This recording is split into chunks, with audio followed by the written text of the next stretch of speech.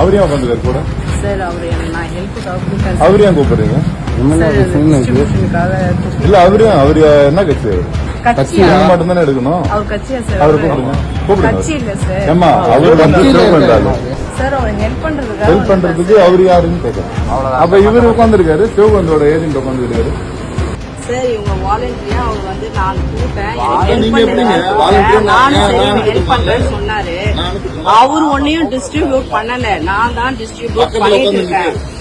புதுச்சேரியில் நடைபெற்று வரும் வாக்காளர் சிறப்பு சீர்திருத்த பணிகள் ஆளும் கட்சிக்கு ஆதரவாக நடைபெறுவதாக காங்கிரஸ் சட்டமன்ற உறுப்பினர் வைத்தியநாதன் குற்றம் சாட்டியிருந்தார். அந்த வகையில தான் லாஸ்பேட்டை தொகுதியில BLO அதிகாரியுடன் ஆளும் கட்சி ஆதரவாளர் ஒருத்தவர் பணியில் ஈடுபட்டதாக தகவல் கிடைத்திருந்திருக்கு. இதையடுத்து MLA வைத்தியநாதன் சம்பவ இடத்துக்கு சென்று விசாரணை நடத்தியிருக்காரு. அப்போதான் அங்க ஆளும் கட்சியின் சின்னம் பதித்த பையை வைத்திருந்த நபர் ஒருத்தவர் வாக்காளர் விவரங்களை சேகரித்ததை வைத்தியநாதன் செல்போன்ல வீடியோ எடுத்தபடி கேள்வி எழுப்பியிருக்காரு.